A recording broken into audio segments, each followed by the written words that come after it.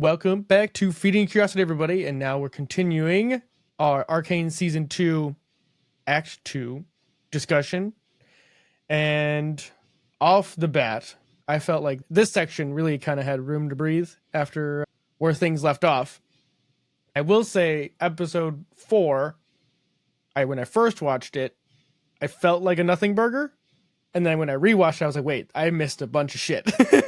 Like subtle things. Start off, all the episodes are blurring together in my brain. So episode 4 was just after the confrontation of Jinx and Vi. It's now focusing on Jinx.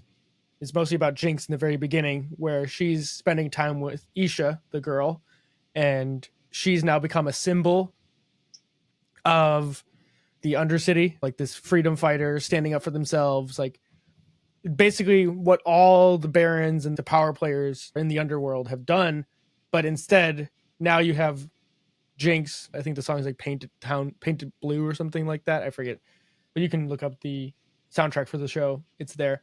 It's very obvious, and she is become this symbol, and everyone's trying to like push her to be that, but she doesn't want it. Like they're seeing her as a hero, and she's like, nope, I don't want nothing to do with that. I'm not a hero. And she's hung up the weapons of Jinx, like the shark torpedo launcher and the little bomb are like broken and hanging on a hook. She's like, Jinx is dead. Fuck that.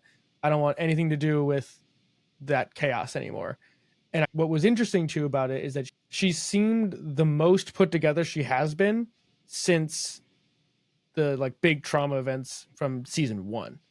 Like there's none of the like fractury, like multiple personalities, the unhinged craziness. And I think they have the little beetle fight to show that they're just being silly. And I thought it was really wholesome. Isha is really a personification of powder. She's the inner child, to use a psychological term. It's the small part of Jinx that she thought was dead that's not really dead. The more time she spends with her, the more she sees that in herself again. Yeah, and she takes on that older sister role. She's playing the part of Vi for her, so to speak. Yeah. Which is interesting. I have a hard time buying the symbol part. Maybe I'm holding it to too high of a standard here, but I just don't buy it.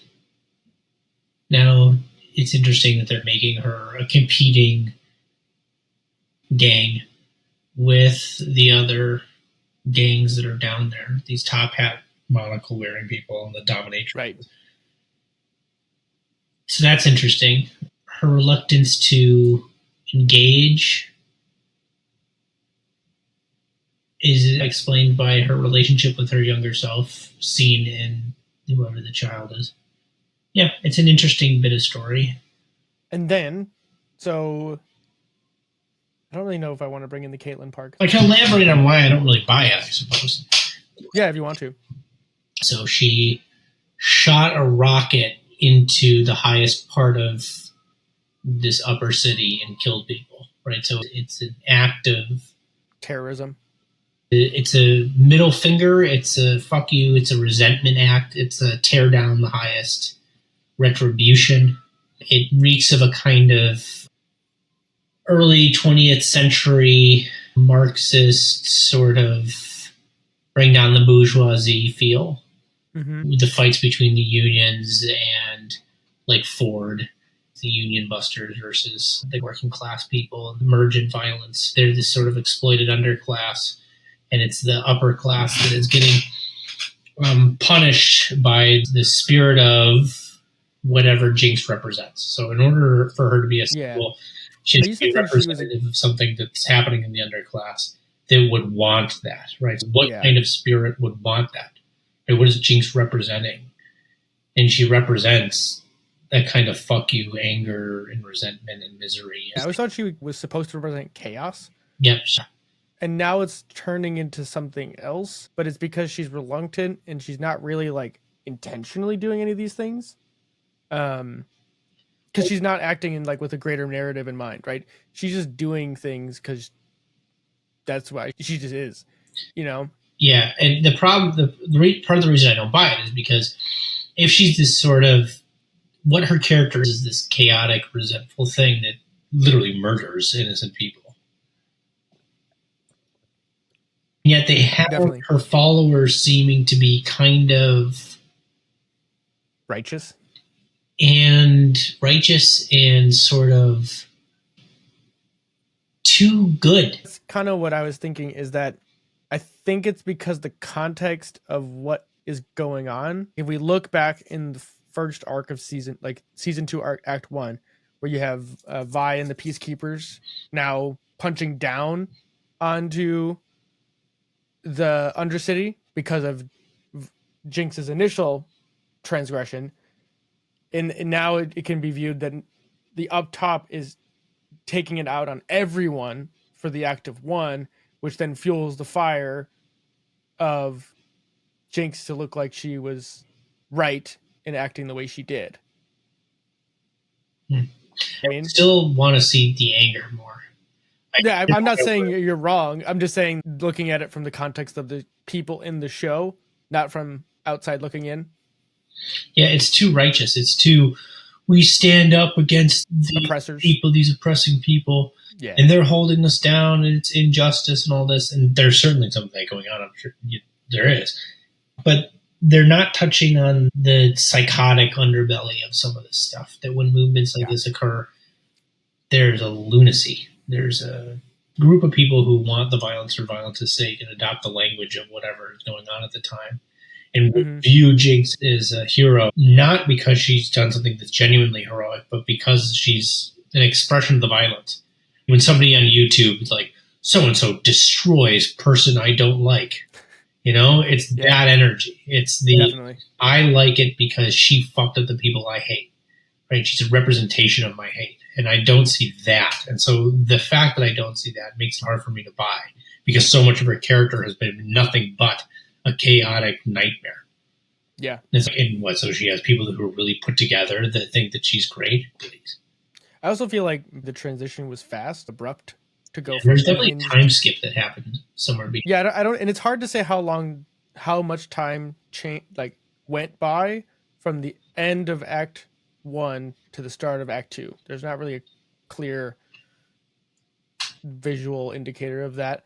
The other thing I would say is, building on why you don't buy it, is that they had that security checkpoint, and then they had the paint bombs and stuff go off, where people are now acting on the behalf of Jinx using her symbolism with kind of Joker-esque paint bombs and whatnot. And part of the reason that happens is those people get caught and thrown in jail, and she doesn't want to do anything about it until she finds out that surrogate little sister is one of the ones that's in jail. Yeah.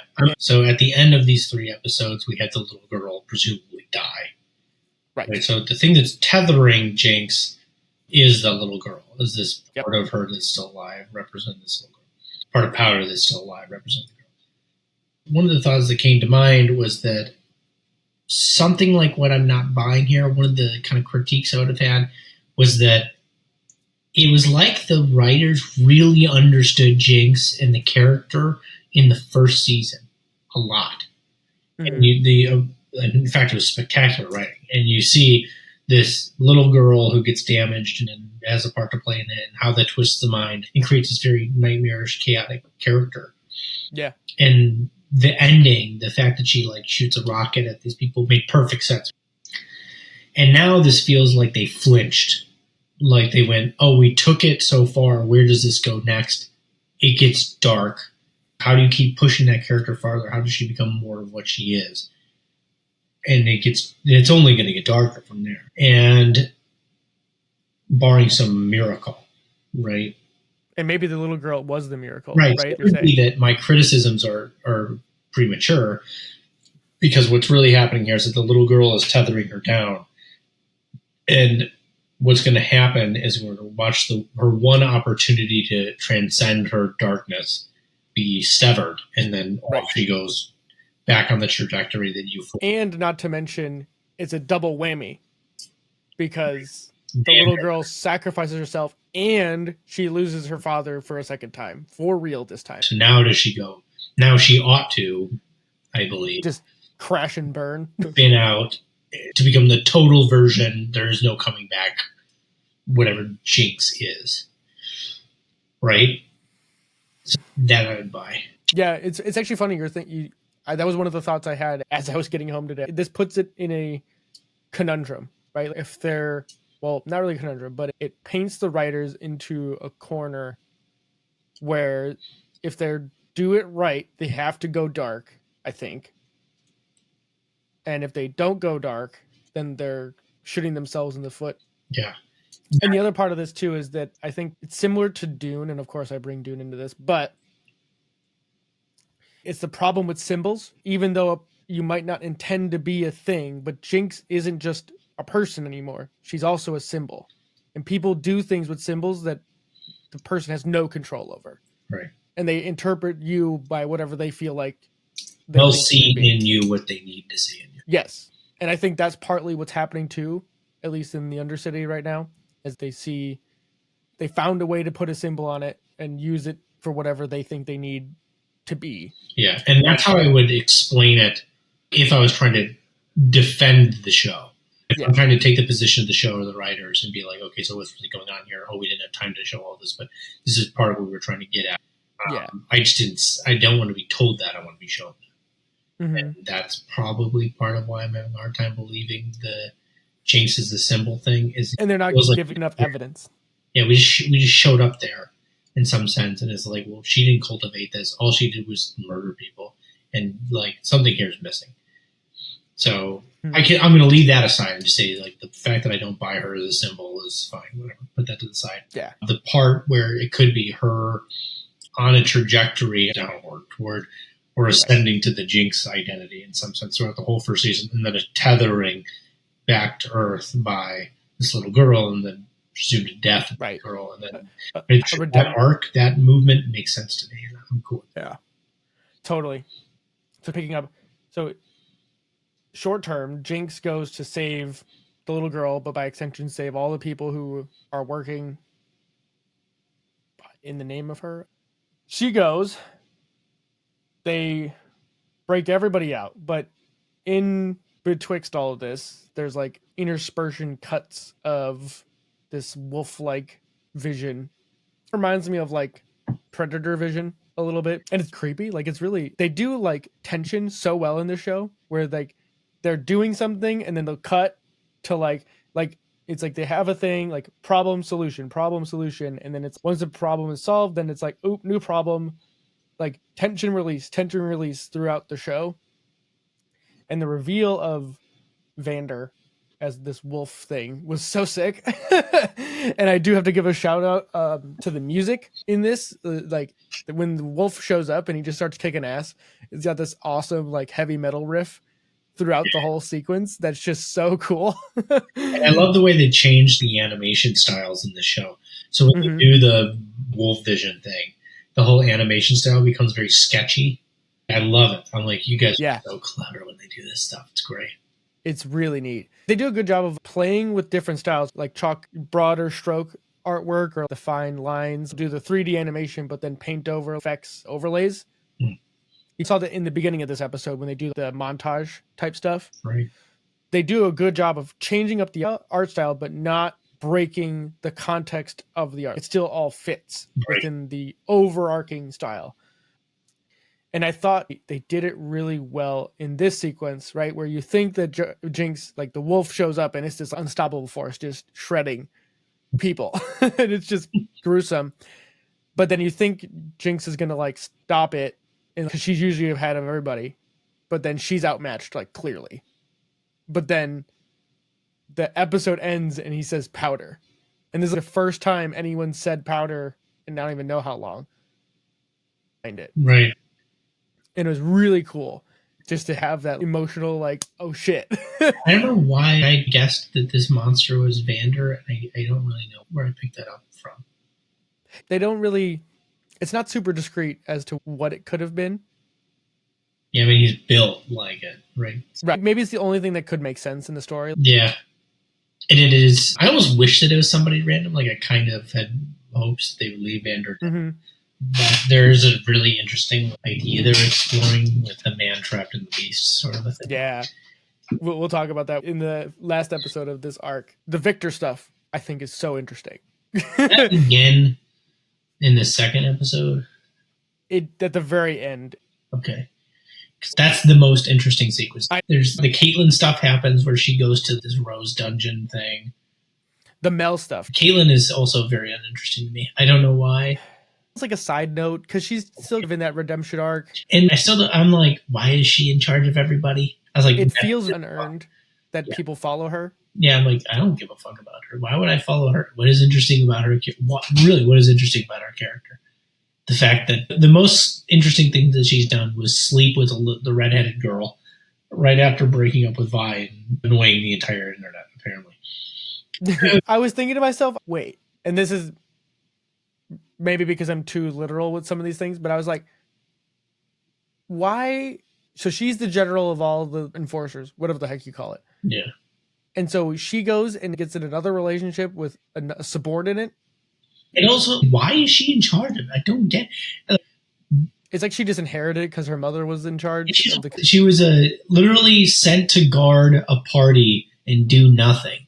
And now, like I think in season 1, and like literally just as Jayce is like giving his speech, she's a guard at the speech. So things have escalated quickly with her storyline. Yeah, I think maybe throwaway character to me. I don't care. I'm like, you're taking up my time. Your most interesting part was your relationship with Vi, and now that's over. You're just like, I think it was supposed to be the tether between the people up top and the people down below. You know, can they be friends, or because they try to demonize one or the other? Tribalism, I guess, is fundamentally what it is, and they're supposed to be the thing that, like, look, you can find good things in both people. Yeah, and I guess her revenge motivation in the first few episodes was compelling.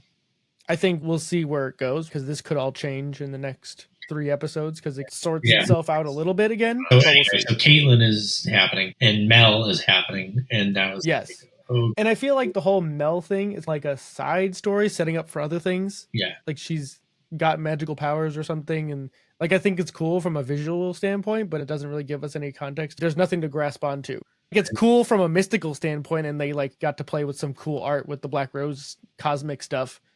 I don't know where that's going. I also thought from the start of episode 5 showing Vi doing Vi, which is she can't confront her emotions, so she punches things until she goes too far and can't punch anymore, so she gets turned into the punching bag. Crazy. Yeah, and she dyes her hair black, which is a part of her, like, she's become desynchronized with her personality or very moody. Her inner being. She's become more Jinx-like. She's edgy now, dude. Yeah, phase. She's going through emo phase. Emo phase. And then there's we finally get more on the scientist, the other scientist who created the wolf Vander. Also from, unless you played the games or know about the games, the wolf is called Warwick. You wouldn't know that unless you played the games. But minor details, so we can call him Warwick, we can call him Vander. You pick your poison. So he's interesting. The most interesting storyline of the whole thing is Victor. Yes. No doubt about it. Should we back up real quick before that? End of episode 5. So we have the reunion of all of the sisters and dad for the first time. It feels like, wow, holy shit, like something good's happening. But not in Arcane. Because the last we saw was that Echo, Jayce, and Heimer were in that like vault, the Hex Tech vault, which was all trippy and psychedelic last time.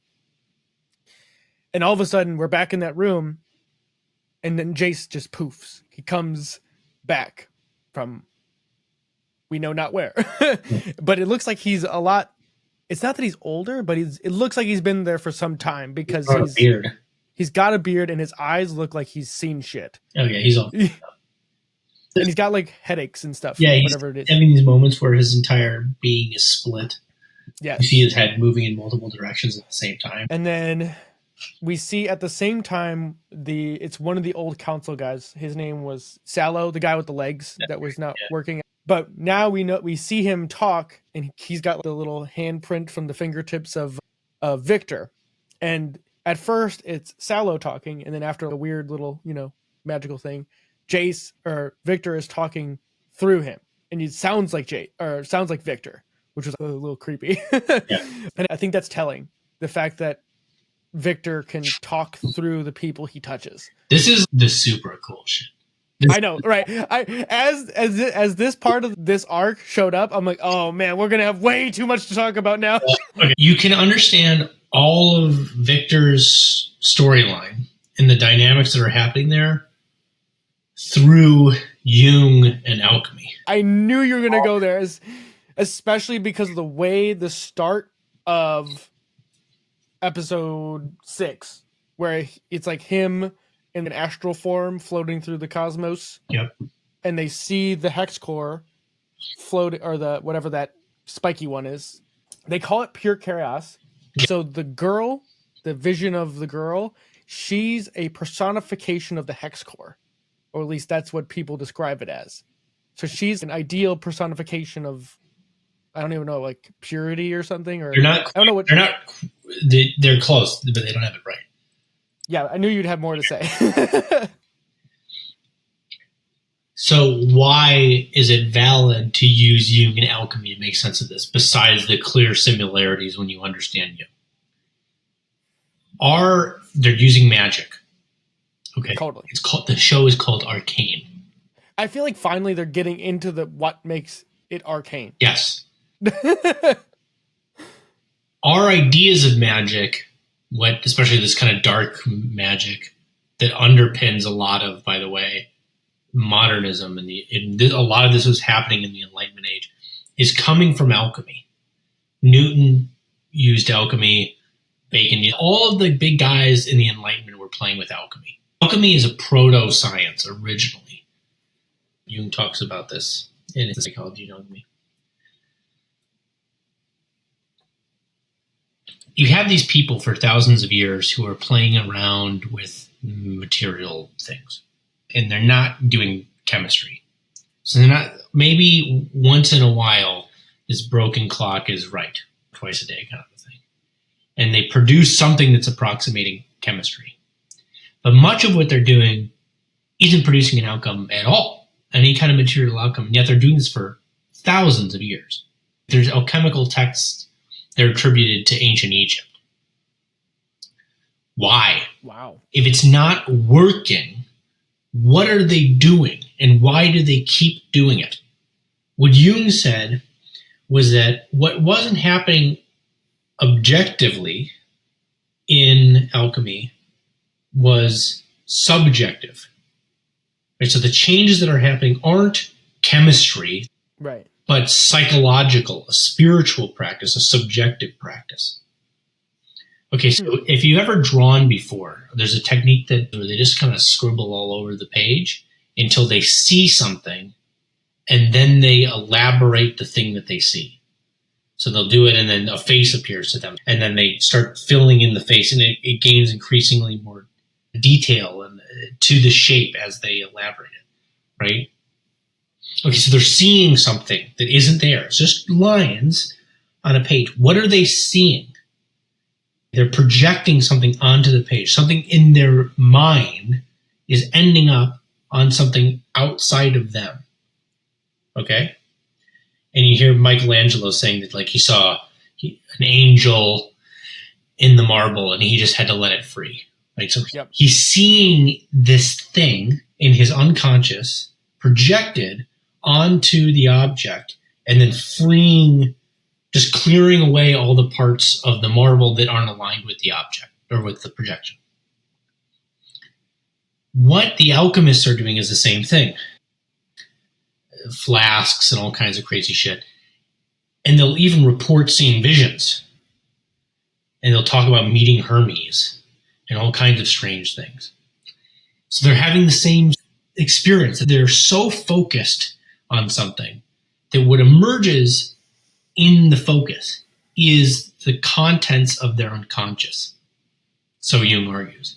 And so if you can follow the symbols that they're writing about and all of their doctrines and whatever, what you're uncovering isn't science, isn't chemistry. It's actually the structure of the unconscious and the process of transforming your unconscious. Like elaborating the subconscious to make it conscious? End up making the unconscious conscious, ideally. And some of the alchemists even seem to understand that what they're doing is psychological and not literal, not material. And others not so much. It's totally, I've never even thought of alchemy as a subconscious process at all. But, right. Okay. So all these things have double meanings. You can imagine that what is happening in alchemy is the discovery of the objective and subjective worlds. It's the differentiating of those two things. Right. And so a rule in psychoanalysis is that when you make the unconscious conscious, you dissipate the projection. So once you become aware of it, it's no longer a projection. You go, oh, that's in me. I'm doing that. That's me. Right?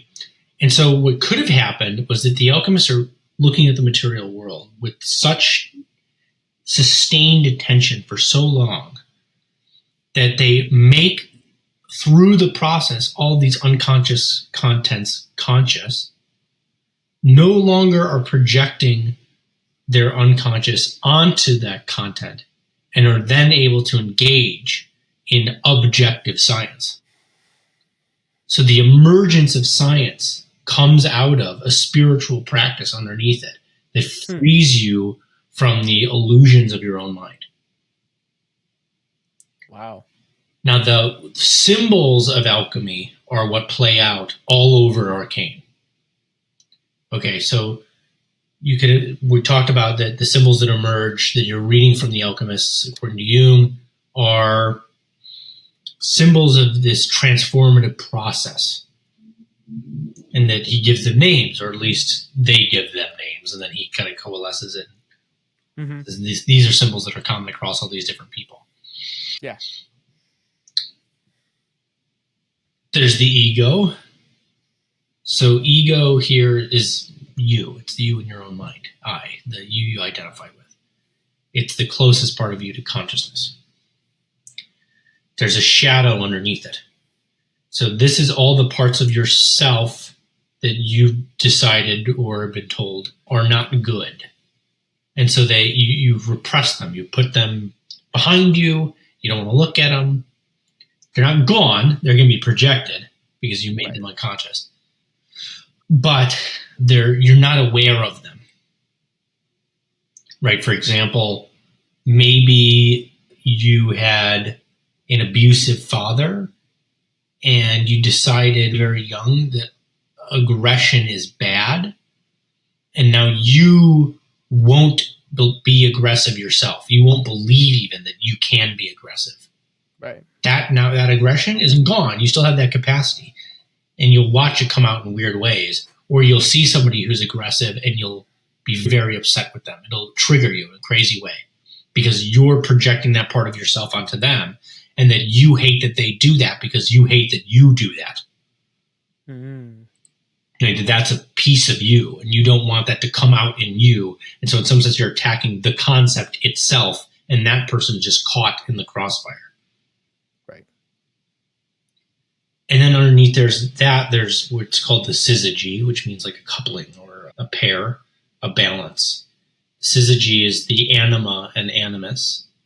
The anima would be the parts of a man that have been repressed in the same way the shadow has. So every culture is going to have some variation, but it's like there's some things that a man can't be. These are womanly things. These need to be shut off over the course of your socialization, put into the unconscious, put back. Mm-hmm. And then the animus is that same thing, but for women. So the masculine part. Yeah, I was going to say animus is male, female, right? Held at balance. It actually means soul.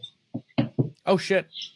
So to animate is to ensoul something, right? That's telling. Yeah, it's pretty cool. That's neat. How does this connect back to what we see in the visual imagery? There's one more concept that you need to understand here, and it's prima materia. The prima materia is chaos. It's the unconscious as chaos. So imagine it's your first contact. You first become aware that there's some part of yourself you don't understand. The unknown unknown. There's something here. in me that I don't know what to do with. It's unordered unconsciousness. It hasn't been mapped out. So it's pure potential. It's all chaos. It's the thing out of which the totality of you will be formed. Right? It's the prime material which they forge or transmute into the self. The self being all that you are and ever could be. Every part of you integrated into consciousness. Right. The prima materia is what becomes the Philosopher's Stone. You can think it's the material that's used to make the Philosopher's Stone. So what they're witnessing in the Hex Core, pure chaos. That thing is the prima materia. Yeah, it's the proto-Philosopher's Stone. It's what will become the Philosopher's Stone. Victor is a symbol of the self. An awareness of all parts of what a human being is and can be, of humanity itself. And he stands above everything and is a spiritual character. Christ is a symbol of the self. And they call him the Herald, I think. Yeah. Which is interesting, to take this crash course in alchemy, and now you have Victor as this vehicle to explore the nature of the arcane, right? Yeah. I.e. magic, i.e. alchemy, i.e. whatever. Fill in favorite word for magic. And you have him effectively making a commune, this harmonious, but also the shapes of the things feel very unnatural. Yeah. You know what I mean? Dark magic. Yeah. Exactly. And notice his colors changed to black and gold. Did they? Dark, right? So what's obscure, what's unconscious. And then gold, what's of highest value. It's what the Philosopher's Stone turns lead into. Yeah. And if you go back to Jayce's weird battle staff thingy, it's now like an axe and has sharp edges. If you look at it, it looks like it's, instead of different components, it's one big thing. One living organism. And it's mostly white and red. I don't know if that means anything color-wise. We'll get to Jayce, because Jayce is an interesting character. Yeah, now he's totally changed in your viewpoint, Joe. Yeah. Jayce, and it works with his character because he's a naive idealist. Yes. Victor has been in contact with the harsh parts of reality from the outset. Yes. Okay? Are two different trajectories that you can take when you've come into contact with the totality of your unconscious, of your being. So you've met the prima materia with all of its the virtues that you could come from it, right? You learn how to incorporate the aggression in a way that's functional, that gives you force in the world, and the darkness and the nightmarish things that you've ever wanted as part of you. The horror show of it all is also something that you didn't want to think about. And now you've come into contact with that. So what Jayce does is he reaches this totality of the unconscious, and it totally consumes him. And he becomes, this would be the dissolution of the ego into the unconscious. It's the assimilation of the ego by the unconscious. And what that does is it takes the you that you think that you are and breaks you up and dissolves you into this constantly moving, tumultuous ocean of sensory information. And so he's split in many ways. He's all his different impulses, all vying for supremacy. And you see that in his headaches, and he's trying to get he's trying to stay present in the moment. He can't. Like right before he confronts Victor. And Victor even says something like he's possessed, that there's something in him. That Jayce, the ego, is now subordinate to all of do you think he's being controlled by a different force? Yes. Whatever that is? Metaphorically, yes. It'd be that those forces are the forces of the unconscious. Yeah. Because I was trying to figure out what it was, right? Because it feels like the show is starting to there's the bigger game, right? There's the chessboard. We've been talking about the underworld and the overworld, whatever you call those. That's the middle realm of things. But then there's these two other entities way up here and way down here, like chaos and order or something like that, that are manifesting themselves through people like Victor and Jayce. Yeah, and probably to some degree the roses, the black roses, are part of this which too. We don't understand yet. But what we have so far it's a yin and yang. We have order and Yes. chaos, and a bit of chaos and a bit of order. So you Yes. have what Victor is becoming in this frame is that bead of light in the sea of darkness. He's still in the undercity. It's still dark. His commune is literally light. It's when things have become too ordered and structured to the point of being tyrannical, like living in a straitjacket. Yep. The solution to that is chaos. You have to reintroduce disorder in order to figure out where you went wrong, what trajectory you take. Why is it that we figured so much out and yet we're still miserable? Clearly we've taken the wrong turn here, but I can't think out of this because the very way that I have of thinking only manages to reinforce the system that has already trapped me. You have to find some way of breaking out of your own mode of thinking in order to see outside the framework to see how you can fix the frame, right? Yep.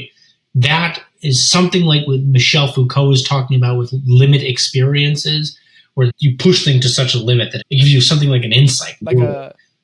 I guess the word would be epiphany, right? You don't just get to the next level typically gradually, right? There's not just like you accumulate and it's linear like that. It's like all of a sudden you have this moment where it's just boom, now you're at this next level. Well, or you go the other way, like you go down. Foucault, I don't think he knows what up means. True. Fair. Foucault was right in that what he was interested in it because it was a challenge to the system. Right. A limit experience could break the way of thinking that reinforces the system you inhabit. Yes. But you can imagine that a religious ecstatic experience is doing the same thing. That you were caught in a frame of mind that was maladaptive so that you can see the world with fresh eyes and begin again. Born again, right? And I think you can elaborate on this further, but to bring it back to Jayce and why his character becomes the way he is because of the idealist framework going into it, it's because the idealist can't integrate the summation of all that he experienced because we really don't know what that is. Think about who Jayce is. Okay, think about who Jayce is. I'm doing this for the audience because I want the audience to understand. So I'll frame it. Okay, so Jayce has always lived in the upper city. He spent almost no time there until he went down there to fight and then immediately lost his stomach for it. Yeah, because he killed someone in an accident. He's like Buddha leaving the palace for the first time and being like, what is that person? That person is sick. You can get sick. It's the Princess and the Pea. He comes from a very rich and affluent and well put together world, and he thinks that everything is bright-eyed and bushy-tailed like he is. And everything has its proper place. And he's not like he's too orderly. He's naive. Right. He's just naive. He sees how everything can just work well. And he's like, we can just make everything go great. And this is amazing. Think about how great thing. And then the first time he comes into contact with the consequences of the underbelly of the world, he kind of throws in the towel. Yeah. So he's not built to contend with the dark side of reality. But part of that dark side of reality is what's repressed. Right? So it's in this prima materia. It's in the unconscious. It's what he doesn't want to think about. And then when he comes into contact with that and it's full force, all of it at once, it totally fractures him. Yeah. It overwhelms him and then dissolves his entire personality. And now he's nothing but all of the nightmare that was underneath the surface the whole time. It's like a zealot, but it's like the conviction. He's one note. I don't even know what the best way to describe it is. He's Legion. Oh, yeah, I guess it's like that, and it's almost like a Darth Vader, but less robotic, in the sense that he's just acting out this, like he's driven by this mission, whatever that mission is, right? He's driven. Look what he does. Okay? Right. So we understand Jayce. Jayce is the naive idealist who wasn't able to contend or never had contended with the dark side of reality, who was introduced to that dark side of reality, and it fractured his entire ego, right? What is his purpose? What is his drive? What is he acting towards now? What does he think is the solution from? Destroyed Victor? Who is Victor? Yeah. Okay. Victor is the guy who lived in the underbelly, who was wise to the darkness of life, who had suffered, right? He is fascinated by what's going on in the unconscious, you could say, in Hex Tech. In Hex Tech, in the Hex Core, in this wild magic. Yeah, and harnessing that unpredictability, right, for positive things. Right, that's what ends up happening. And then he dies, right, and is reborn again. He has a rebirth. It would be the old school Christian idea of being born again, really ancient, would be that your ego has totally dissolved, and that what he's done is, instead of being assimilated by the unconscious, he comes to an understanding of the different parts of the unconscious and incorporates them into himself. So he has an understanding of the totality of his being, and that makes him a symbol of the self. And so now he's Christ, because Christ is also a symbol of the self. Dude, it just hit me too, because you said that Jayce is fragmented, right? He's internally fragmented, but Victor is a collective of individuals, right? Because he can speak through everyone he's touched. It becomes a symbol of wholeness. Right. And so it's not just wholeness with his own psyche. Oh my God. It becomes other people become whole underneath him. And yeah, right. There's a whole community, right? Yeah. He's a representation of the whole of humanity. That's what these symbols of the self are. They're all that you and everyone ever could be. All of us could be, right? Christians, right? Beneath it. And so Victor is the positive outcome, an incorporation of the unconscious contents, and no longer plagued by projection. So he sees things exactly as they are. Yeah. And so when Jayce is like, you need to stay here, this is where I need to belong, he goes, no, our connection's already, it's been long, we've long been heading in different directions. And he leaves. And now he's not caught in any narrative illusion. And then I think this is the good point to pull in, because Jinx, Vi, and crew bring Vander there to try and heal him, because they hear about Victor as this, or they don't know it's Victor, but they hear this herald who can heal people and make miracles happen. And I think this is where we get some really cool, more visual aspects about what's going on, because you see when Victor first touches Vander, you see this honestly, it's very like angelic, the soul, the anima of Vander, right? He's a pure spirit. We really need to talk about Sky. The girl. Thank you for reminding me. So Sky is the anima. Yes. The anima in Jungian psychology is an initial guide into the unconscious. And then she'll show up in dreams and all other places. Dreams, visions, active imagination as a kind of therapeutic practice. And her purpose, in some sense, is to draw your attention. So men are most interested in what? Women. And that's why there's a female association that grew there. Right? Why she's a female is an appropriate representation in the mind of a male for that which should catch your interest. Mm-hmm. And then she takes you through the underworld. She's Ariadne, right? Who brings Theseus underneath the castle into the labyrinth and then guides him with a golden thread, right? Gold, valuable, right? Catches your eye, shiny. Okay, she's the same thing.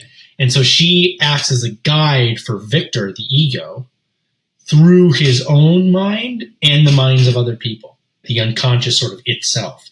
And so she's playing the exact anima role that I'm telling you, empirically, you can meet her. You can meet her. I can tell you a dream. This is the same character, Ariadne, Anima, in a dream that I've had. I was thinking a lot about relationships and how I would want to go about what is a serious relationship. Like if I really wanted to find someone who I could work with, who I could have a long-term relationship with, what the hell would that look? What do I have to do? Because going out and grabbing beers and winging it, or running into people at work or whatever, this is not happening. This is not going well. Full in a haystack. Okay, so I went to sleep with this kind of question. Okay, so it's dark, nighttime. The only light is enormous infinity of the cosmos. The kinds of night where the buildings are silhouetted by the brightness of the Milky Way. I'm walking down a very wide path of beautiful, like marble, almost set up like cobblestone, but it's pristine, clear marble. There's silhouetted a huge library. Okay, so I can't see it. It's silhouetted. It's obscure. It's occluded, right? Technically, I can't see it. A library is a place of knowledge, right? So there's unknown knowledge that I'm looking at. Okay, so I'm in a place of possible knowing, but is occluded to me. Okay. In the center of this courtyard, in front of this library, is a fountain, and there's a picnic blanket laid out. And there's a woman, and she has curly gold hair. And she's glowing, like her skin is gold almost. She's literally radiant. And she has beautiful freckles and like stunningly gorgeous. And we're sitting there, and I'm just talking to her. And the whole dream is just, and I think in the dream, it becomes apparent to me, I don't have my phone. In the dream, I'm like, how mundane. And there's an awareness at a point in the dream where I'm like, where she's like, did you get it? And I'm like, I get it. Okay, so the dream provided an answer to the question that I had. The question was, how, if you were going to establish a real long-term relationship, would you go about it? Unmitigated connection. Do pure consciousness. Just be present. Nothing else. No thoughts, no scheming, no intention even. Be. Right? And so that figure was guiding me through something like an answer that some part of me, apparently, already knew. Okay, so I think that's a fucking weird thing. Yeah, right? I had a question. Who answered the question? And how the fuck was it answered with a dream? That's weird. This is a weird thing. You should think that that's fucking weird. It's super weird. Okay? But in that dream, that's an Anima figure. That's the Anima. Okay?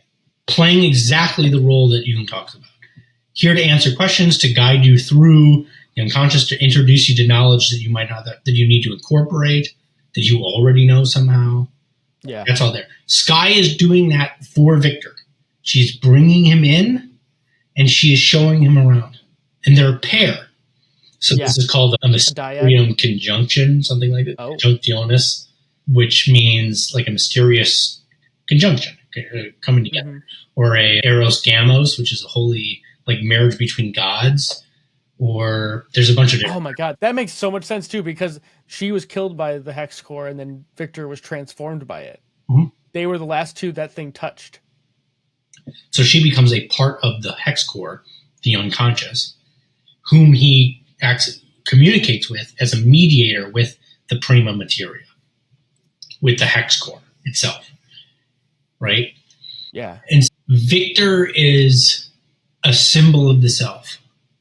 Someone who's incorporated the Anima as shadow, has all these different features, and is able to pierce through the illusions and see what is. Yeah. And he's, as a result, able to heal people. Okay, so that should tell you something pretty profound. All right? Yeah. That is what people who can do that He's legitimately a miracle worker. Yes. So that's the lesson of Christianity, by the way, and the lesson of Arcane. The person who can do this process, who can realize their full self, embody the totality, can produce miracles.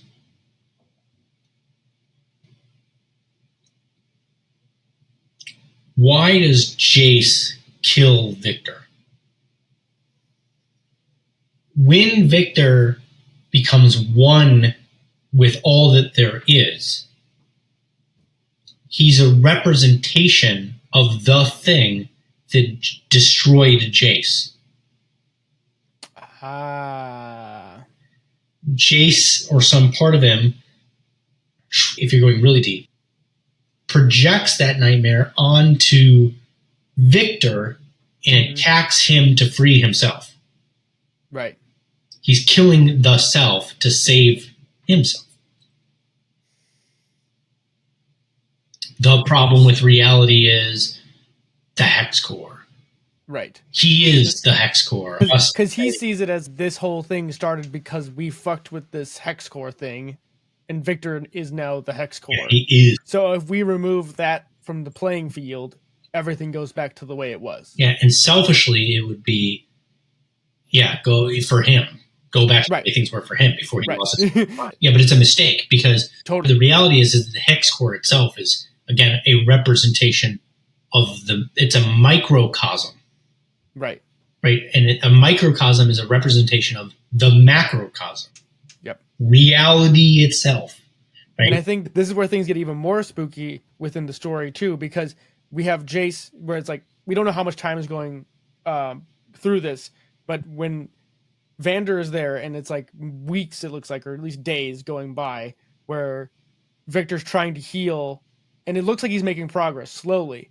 But then the doctor, Singe, shows up and he's like, you realize that the more you try to heal him, the more you use up whatever resource you have, this connection to the Hex Core, that you're finite, you're not infinite.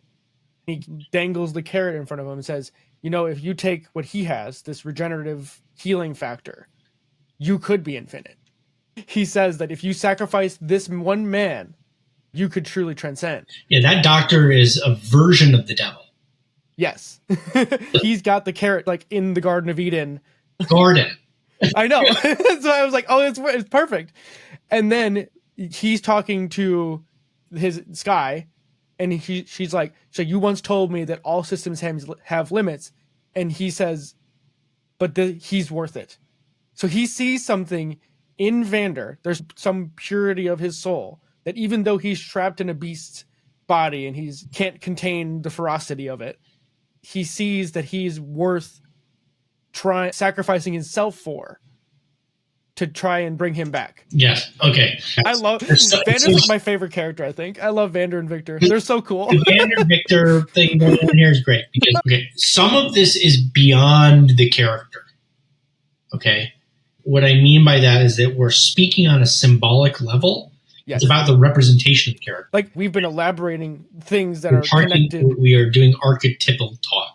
Yes. This is at a level that we might have lost half the audience here, but for the 5% of you that are here, you're all about this stuff.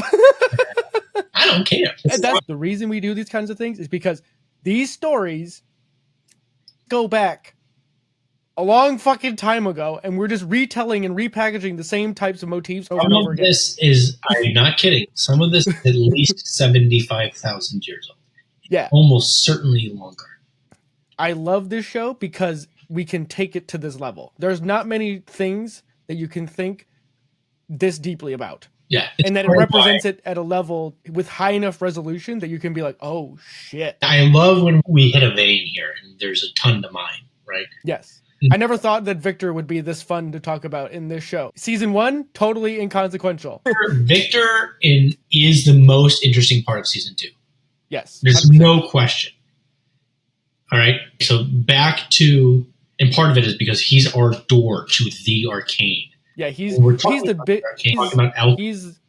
He's the gateway to the bigger things at play. Yes. Yeah. Metaphysics. Or the ontology, or the phenomenon. I don't care. Whatever. This is pick your word. Okay, Victor, as an archetype, is the good father. He's the good father. He's the good part of civilization. He's a wise man. Yes. Okay. He's tough as nails, but he's compassionate. He doesn't lead with like an iron fist or berate people. So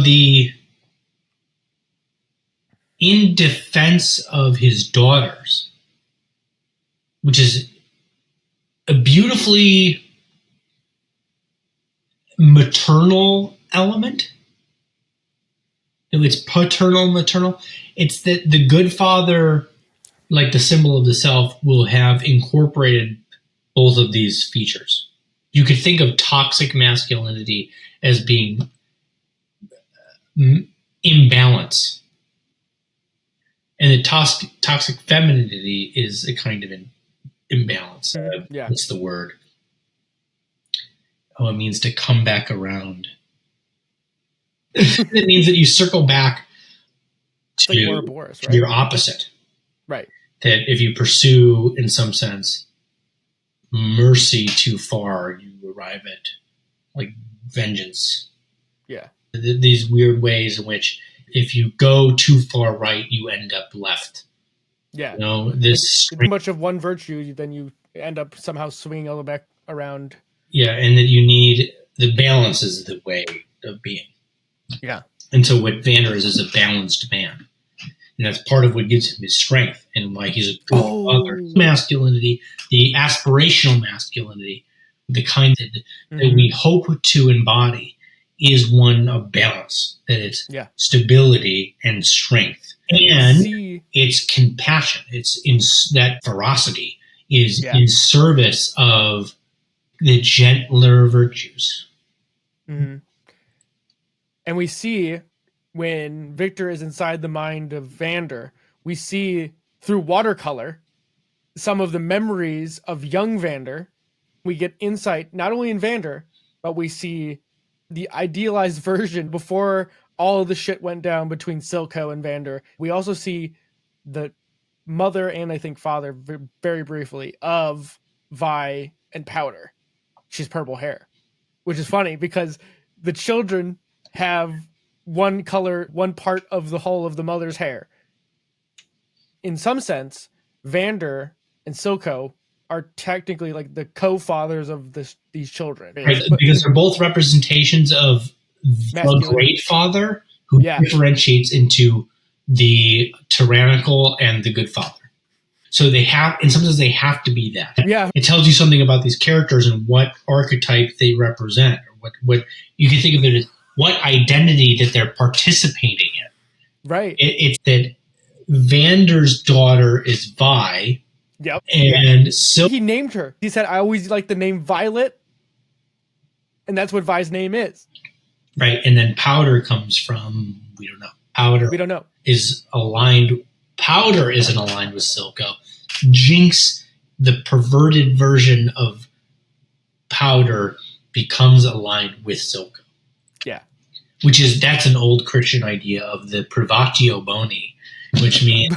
You've been going deep on these Latin words, dude. A few years, I'll tell you. But it's this idea of the good exists in and of itself. Mm-hmm. Evil does not. Evil is distance from good. Interesting.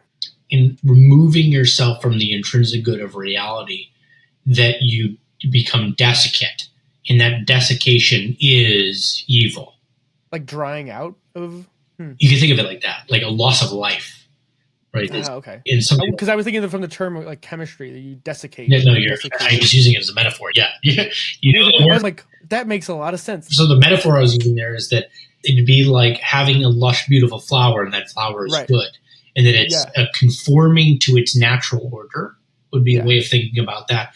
And then removed from that life-giving substance, it dries up, and that deviation from its natural order and goodness is what evil is, right? It's almost like a loss of soul, like to go keeping going on this like animus archetypal stuff. It's the loss of soul, and we've all probably met people who act as if they're soulless, right? Yeah, like listen to Cuomo battling Dave Smith on the whatever the fuck it is podcast. Oh, really?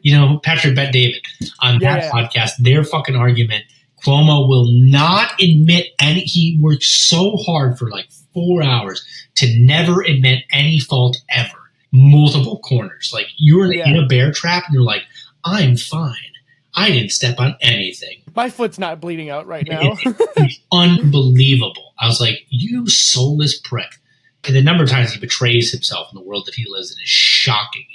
Psychologically, it is such a powerful insight into the nightmare that mainstream media has become. So how do we bring this one? Okay. With the Vander, Victor. So Vander is the good masculine who becomes a monster when defending, as a consequence of defending his daughters. Right. Right. So it's admirable in that sense, right? Like he became a monster for the right reasons. He's like, or is it a consequence? Oh of the right man, reasons? I wish I could remember the name. This is what I'm going to suffer the consequences of a kind of general intellectual isolation here. And the name of the characters who are most important in the Egyptian mythology of Horus is the son and Osiris is the that's right. Yes. Horus is the son, Osiris is the father, and Set right? Set is the adversarial brother. Mm-hmm. Right? So this maps right onto Arcane. Silco is the adversarial brother. Horus would be Vi, actually, as far as I can tell. Yeah, because she would be the son. And the good father is Vander. And so good father, destroyed by evil brother, goes into the underworld, has to be resuscitated by son. What we have here is the same thing. It's good and evil brothers.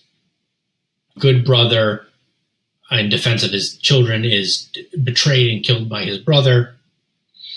In the underworld, he's like monster. Transformed and twisted by the evil chemistry. Literally. Yeah. The closest thing, because he lives in the underbelly of this underworld doing creepy experiments on life to give it unnatural things. And he wants power over life and death. Yeah. The ultimate power. To control nature. We didn't mention that because he's trying to save his daughter and they asked him what. And the show is too sympathetic. But fine. All right. So it's because you have warlords who are shepherding him, who all they care about is power for power's sake. We can get to Ambessa. She's an interesting one too. So you have these warring brothers. Vander falls into the unconscious as a result of defending his daughters. And then he's actually still in the unconscious in some sense. He's still in the underworld, trapped inside the body of a monster. He's turned into a monster as a result of his contact with this betraying evil. The one lesson that comes from the Victor thing is that there's some ways of being in the world or some consequence or some destination that you can go to where you become a monster.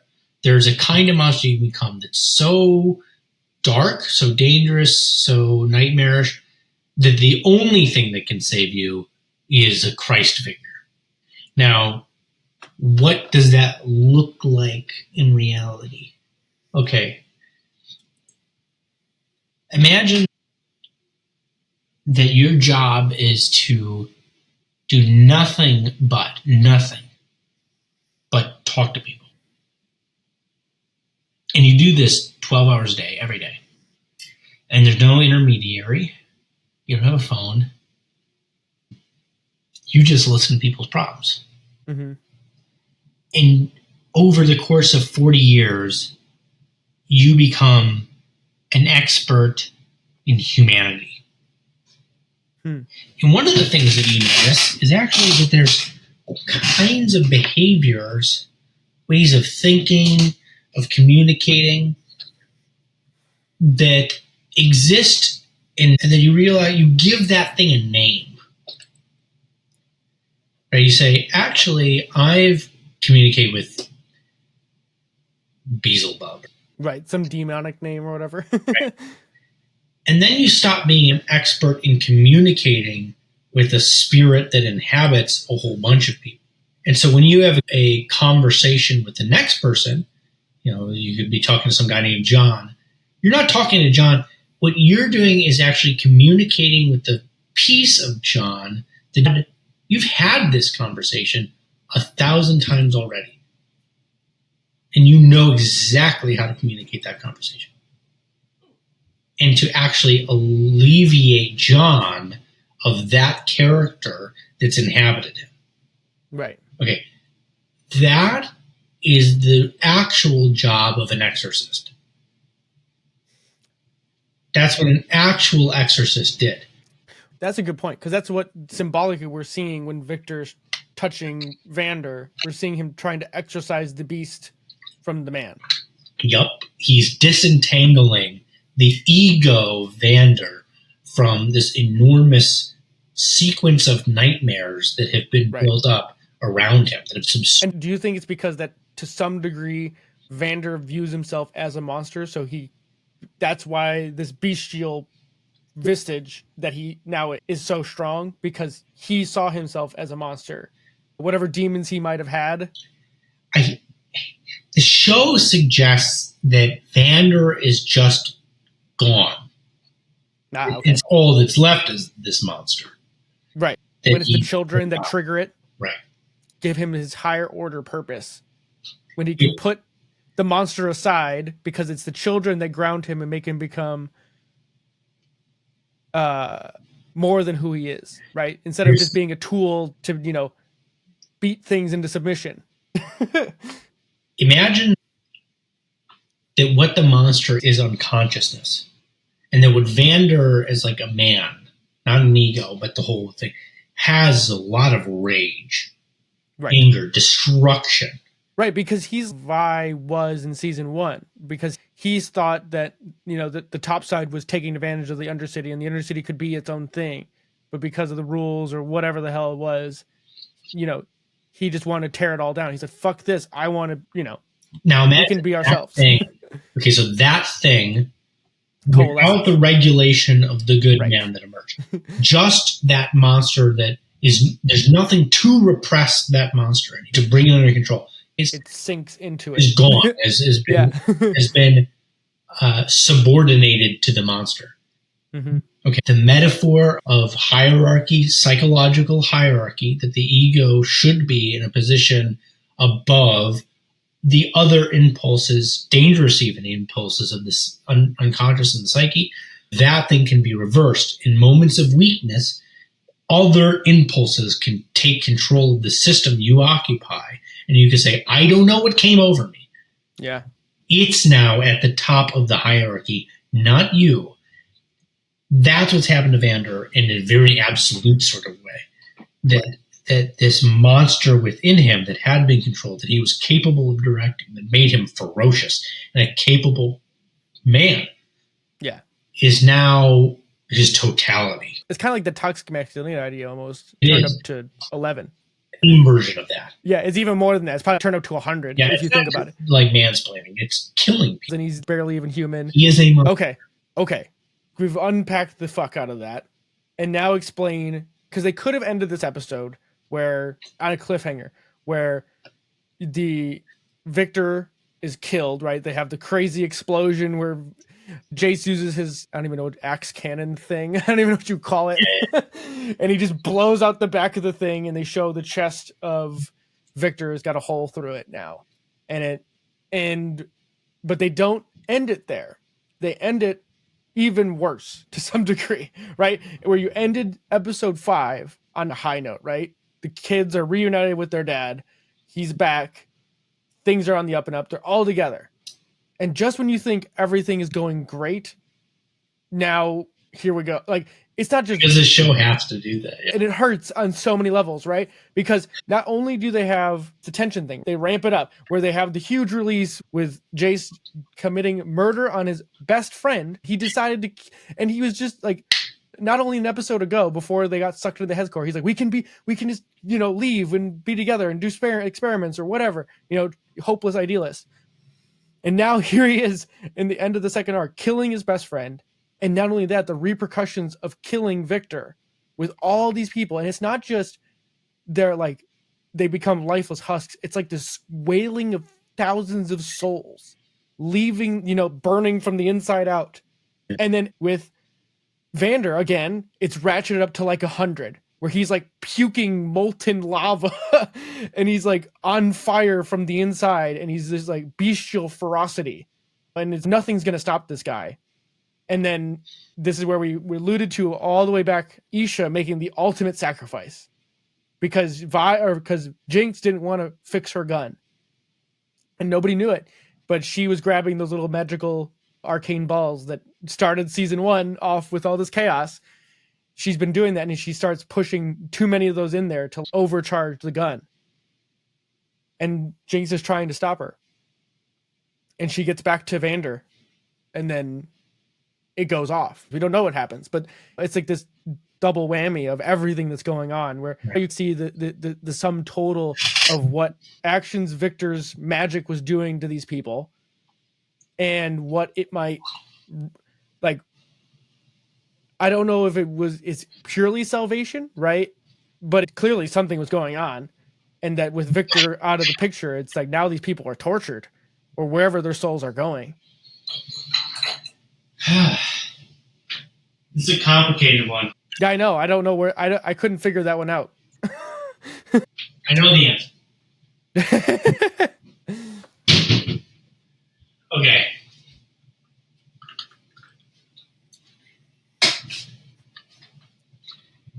Because I think this is a perfect place to end this discussion, because we've unpacked a lot, and I think this is super telling as to where things might go. Yeah, and I think I might know where it goes, but the show's pretty good at keeping it open. Yeah, they do a great job.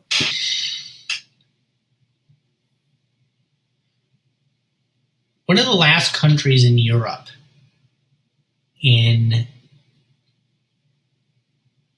the 1800s, early 1900s, to meet science was Russia. And it obliterated a rather orthodox faith. And immediately there was Soviet Revolution. In Quebec, which was the most religious, sort of the last stronghold of religion in Canada, I think this was the 80s, finally lost its religious belief. It immediately became part of a separatist movement. In the United States today, we're witnessing the death of evangelical Christianity and the birth of wokeism out of that. When movements lose their ideal embodied in a person, faith in that ideal, like when it dies, in a way, they die with it. I think that's what's going on here. Like symbolically? Is that Victor is a Christ figure you could think of, and his followers are, their lives fall apart when they lose him. Right.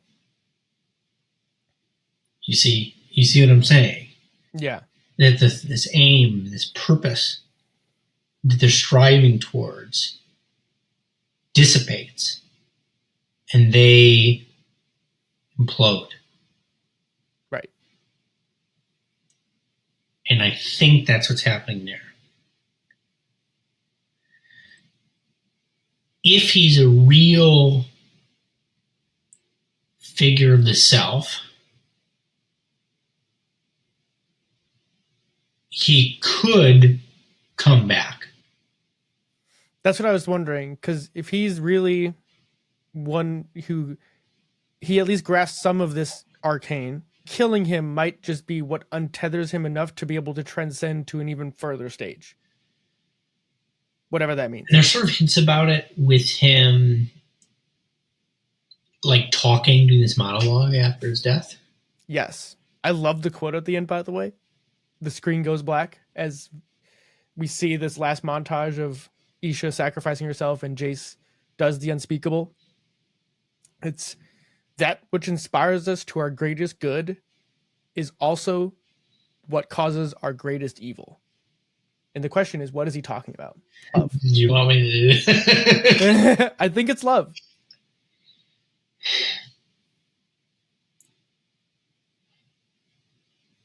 I disagree with Victor. Ah, I think Victor's wrong. Now, he's right if the thing that inspires you is insufficient. So imagine money as your highest value. Right. And it might inspire you to do great things, right? There's good things that come from a simple capitalist system. Produce food at a level that's never been produced globally and feed the poor, the global poor, in a way that's pulling them out of absolute poverty and starvation like has never happened before. And you start eating people.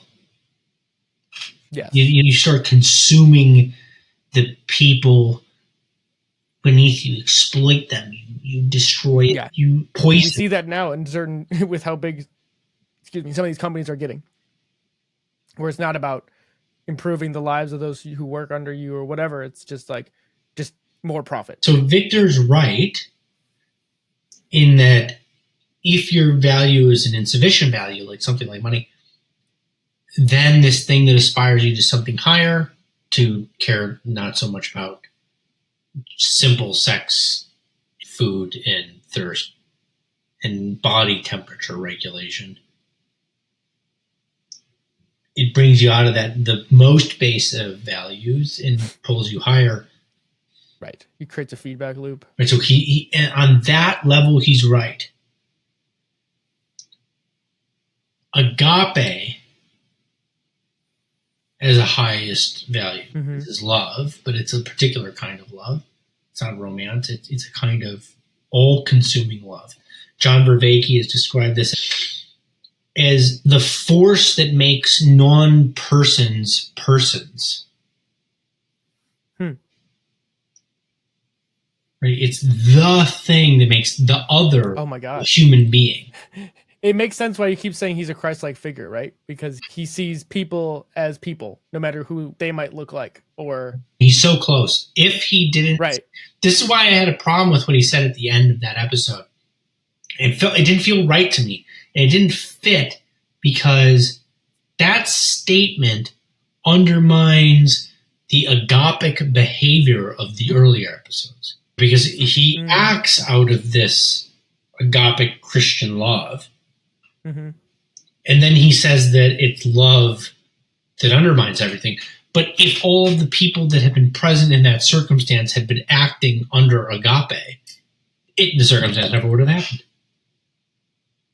Right there. What are you learning? Right? Like Mbessa wasn't there because of love.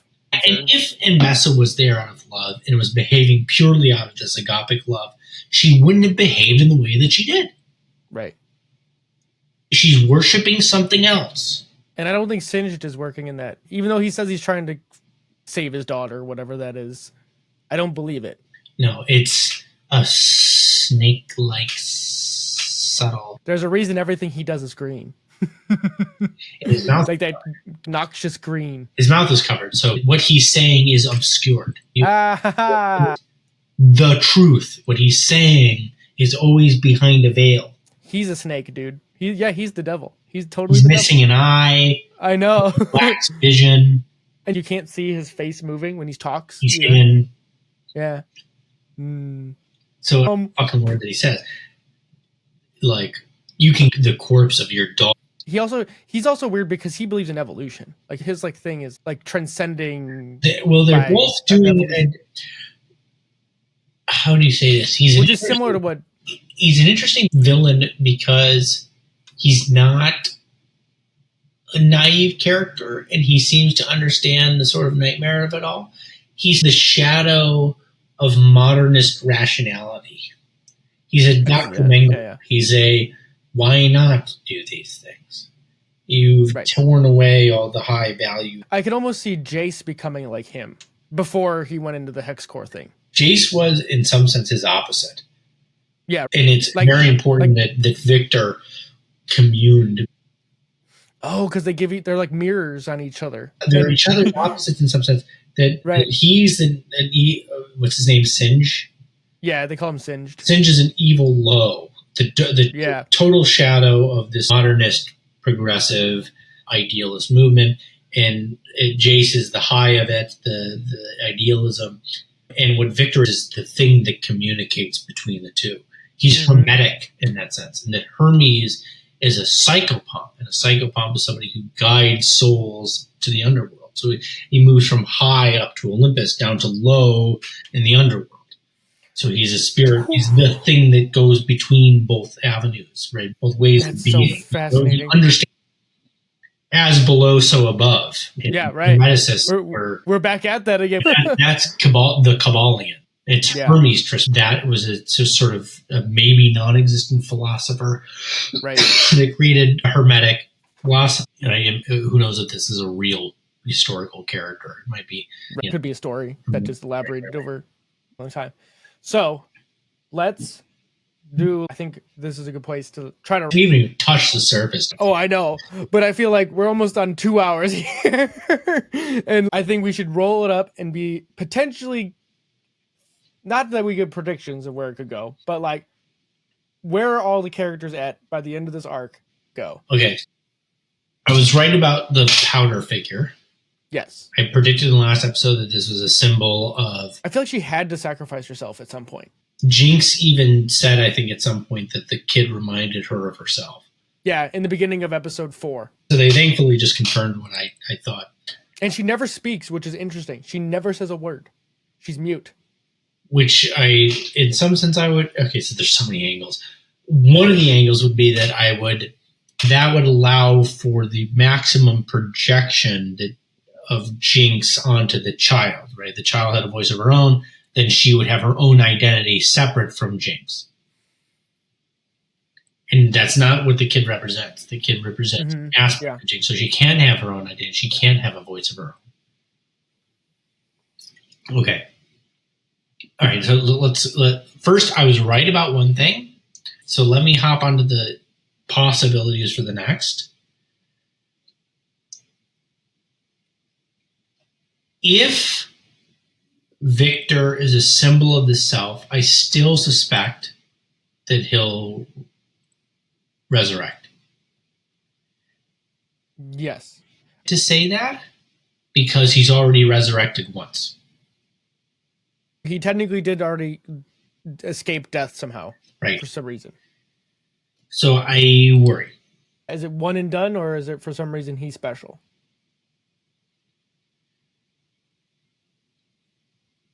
If he resurrects, will everyone he worked with resurrect with him? I don't think so. Does Vander come back? That would be fascinating. I don't know why I feel this way, but I feel like I doubt it. I don't know why that's my gut. Because I feel like the show is more grim than that. Yeah. There's going to be a come to Jesus moment. And everyone's going to realize what Jayce did. And Powder's going to lose her shit. Or Jinx. For real this time.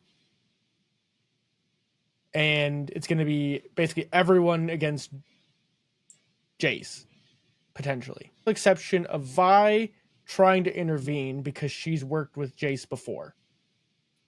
I think Jayce is lost. Oh, I totally think he's lost. I don't think that anyone defends him. I think he's in hell.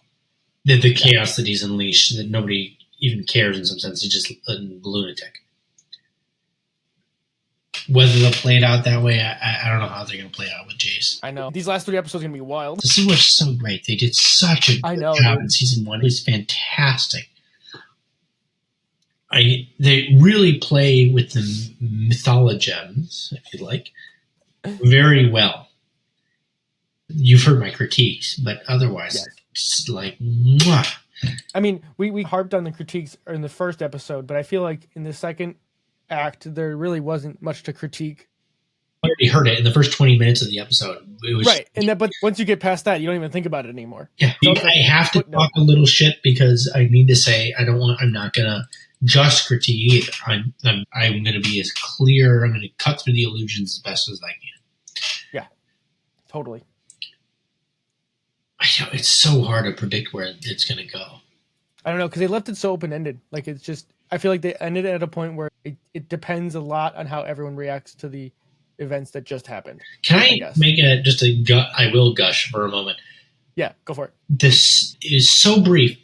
When Bessa sees her spearman die, yes, this kind, they have such tight control over the expressions of the characters that it's almost better than any actor might be able to produce. She sees him die, and you see so much emotion there, and she holds it. It's all there. It's all welling up. It's killing her. And it's just, and then boom, and then the fight starts. Yeah. And that moment is, I can say, as a viewer, I appreciate that so much. It's so good. Can you imagine being the artist who has to draw that, and how many times they probably had to redraw it to get it just right? This is all 3D modeling. Yeah. All the characters and stuff are 3D modeling. What's so impressive is that most of the time with a mixture of 2D and 3D is that it looks like shit. And the 3D stands out like a sore thumb. And right, it's not blended well enough.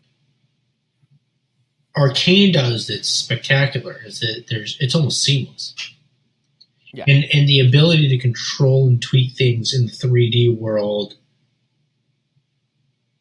creates moments like that. It's stunning. I mean, I can hardly overemphasize my praises for that second. It's just so good.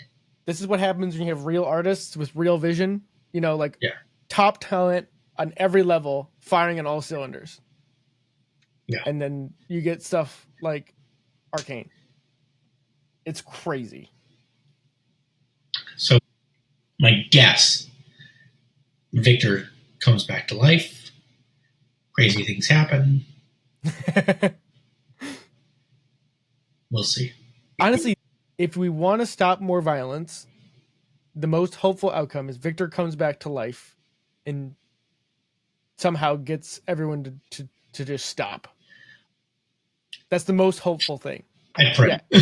Like I said, if that's the most hopeful outcome. If the show has anything else, they're going to say, hold my beer, watch it get worse. I hope that they can.